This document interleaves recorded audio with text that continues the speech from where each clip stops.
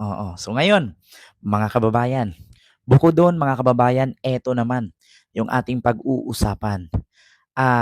According kay Sara Duterte, mga kababayan, dami OA, sabi ni Alma Saldua. Actually, mga Duterte lang man yung OA. Oo. Ito ha mga kababayan yung sunod. Ayon kay Sara Duterte sa kanyang talumpati no sa Quiapo nung nakaraang pangangampanya or nakaraang sorte na kasama si Isko Moreno, pumunta daw itong mag-asawang Marcos, si BBM at si Lisa at actually hindi pumunta.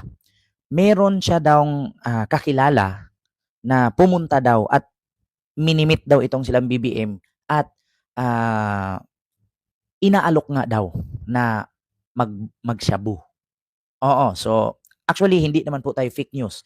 Meron daw pong DDS na inalok daw ni BBM at ni FL Lisa na gumamit ng droga. Mismo mula sa bunganga ni Sara yan. So ito ha mga kababayan. Oo, wait lang. Inamin na inalok ni BBM ng droga. Sa mismo sa bunganga. Actually, may panawagan po kasi si Senator Trillanes na may panawagan. Huwag ka mag-atuang maliit na video, may clean video para sa inyong lahat. Wait lang nga mga kababayan. Poverty in the Philippines is at its highest in 21 years. Ito ha mga kababayan. Hindi po ako magmumura. Nagdadasal po ako ngayong gabi. Alam nyo, dito sa atin sa Pilipinas, kapag nilabas mo ang dila mo, sa ibang kultura, ano yan, pagpapakita ng malakas ka, matapang ka. Actually mga kababayan, yun pong sinasabi ni Sara doon na asawa daw ng uncle niya or kakaibigan or kakilala ng uncle niya na inalok daw ni F. Elisa at ni BBM ay si Makati po iyon. Si Makati po ang nagkwento sa kanya noon na ang sabi, inalok daw ni F. Elisa na mag-droga at nakita daw ni Makati doon na ultimo daw si Sandro at si Vincent ay nagaganon din daw. At which is yun po ay sinabi ni Sara sa speech niya doon sa District 2 ng Maynila, sa Quiapo, na kung saan meron daw siyang uncle, inalok daw ng droga. Actually mga kababayan na ingat-ingat po tayo sa fake news fiddler ha, katulad kay Sara na nagpapakalat ng fake news na inaalok daw ng droga ni BBM. My God. Di ba? Pero na, so, ilabas mo. Hindi. Wait lang nga mga kababayan. Sinabi nila, unang-una, sobrang laki ng liid niya. Wait lang nga mga kababayan. Rally ni Isko at Sara. Ito mga kababayan. Bangag. Kasi may binigkas siya dito mga kababayan na bangag. Ang maliit na video, may clean video para sa inyo. Dito, ang balita ngayon, trending at pinag-uusapan ngayon sa mga kampanya po ako sa inyong lahat. Ang galing ko lang po yung sa'yo ng ating opisina. Palitan natin ng sale ng office. Pinanggal ko lang kasi si Isko Moreno, si Sara Duterte, wala kang Kaya po! Hindi po ako magmumura. Nagdadasal po ako. Sa'yo, nasa ako meron. Wait lang mga kababayan. Unang-una, sa sobrang laki ng liid niya. Meron siyang sinabi dito, mga kababayan.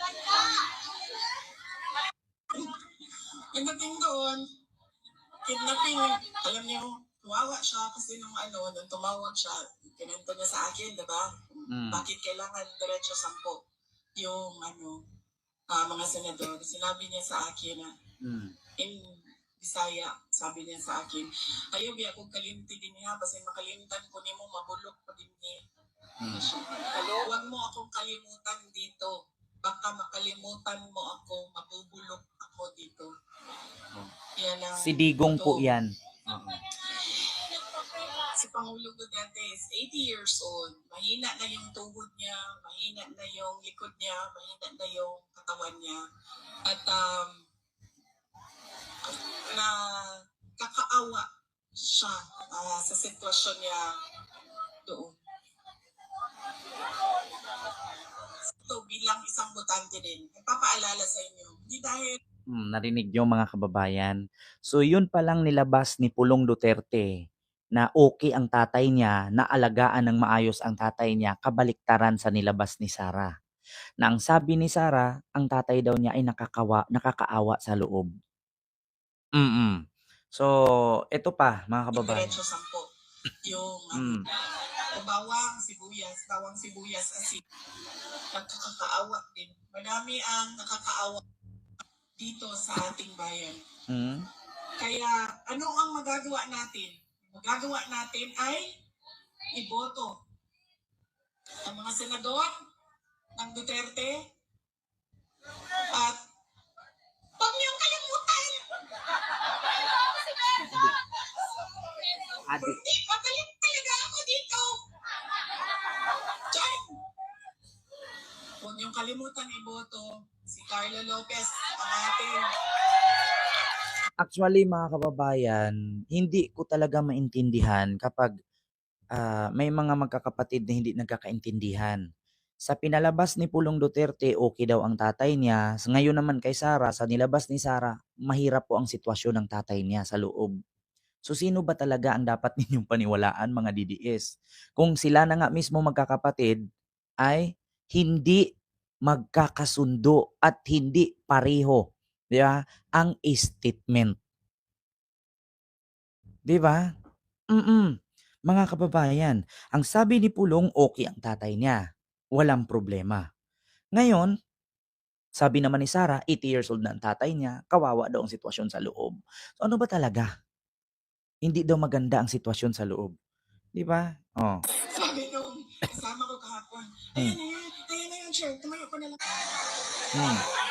Nakalimutan ni Joel Chua lahat ng mga presinto at sabi Before. ang advice ko lang talaga sa iyo sa panahon na ito at sa darating na mga araw ay magpalit ka na po ng apelido mo. Ay, sorry. Sabi ni Sara nga dyan kay Aimee, actually mga kababayan, napanood yun naman, hindi ko lang mahahanap yung sinabi niya na mayroon daw siyang uncle na inalok daw ni F. Elisa at ni BBM ng droga or kaibigan ng uncle niya. O alam ko si, ano po yun, Makati Bilat. Oo, yun po yung laging nagsasabi na inalok daw. O na which is hindi naman niya naharap-harapang nakita si BBM kasi sino pa ba siya na harapin ni BBM, isa lang naman siyang Pocahontas. 'Di ba?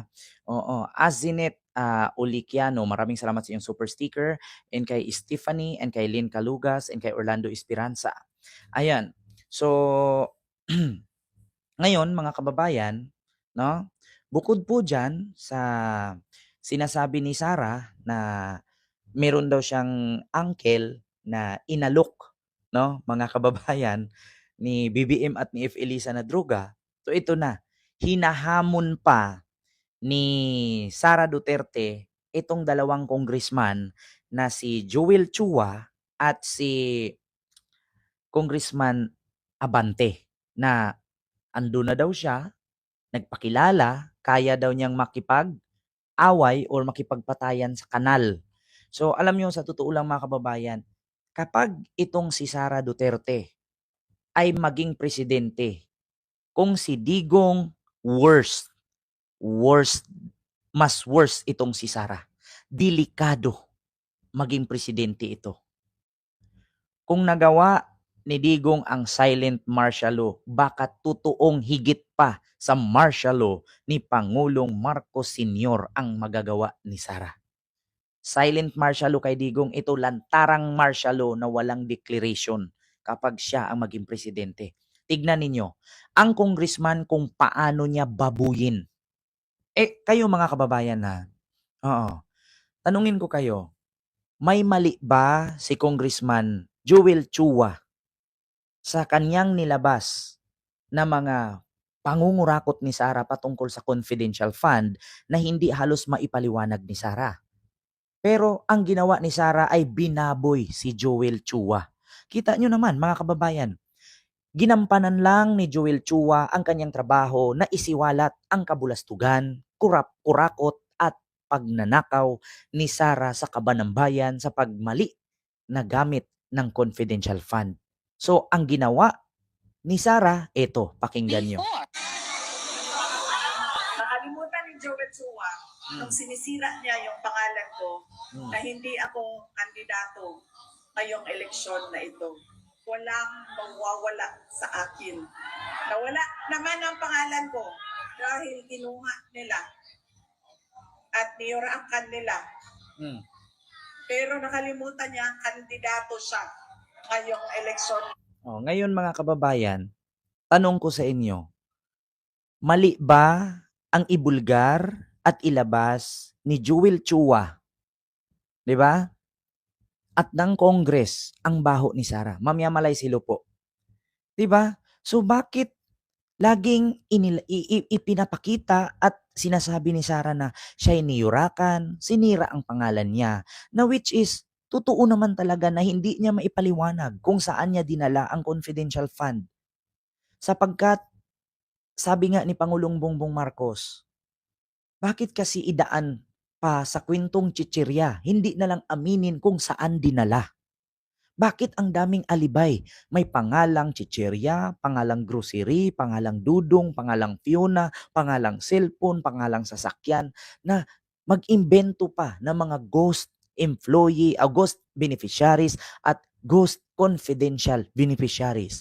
Pwede namang sabihin kung saan ginamit. Katulad sa pag-amin ni Duterte ng kanyang tatay na ang confidential fund ay ginamit sa pagbuo ng extrajudicial killings. Di ba? Bakit si Sara nahihirapan mag-explain kung saan ginamit at saan dinala? Ngayon, kung sino yung nagbulgar sa kanyang baho, binababoy niya sa rally. Ito po.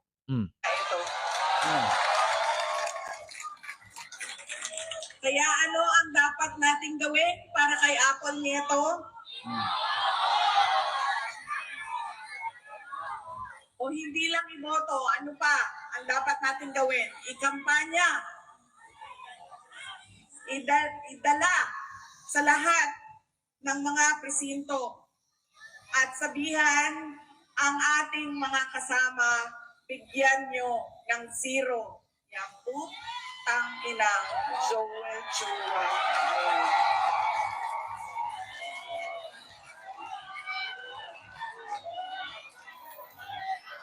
Tignan ninyo, congressman pa yan. Nasa power pa, pinagpumura na niya. 'Di ba? At bukod kay Joel Chua, mga kababayan, na kung saan nagsabi lang naman ang totoo si Joel Chua, kung saan dinala ni Sara ang confidential fund na hindi niya masabi. Kung saan dinala ni Sara, hindi niya ma-explain kung paano ginamit at inubos niya ang 125 million in just 11 days. Ngayon, si Joel Chua pa ang may kasalanan kasi niyurakan daw ni Joel Chua ang pangalan ni Sara. Bukod dito, binaboy pa ni Sara. Hindi po ako magmumura. Binaboy pa ni Sara itong si Congressman Bini Abante. Ako magmumura. Nadasal po ako ngayong gabi. Alam nyo, dito sa atin sa Pilipinas,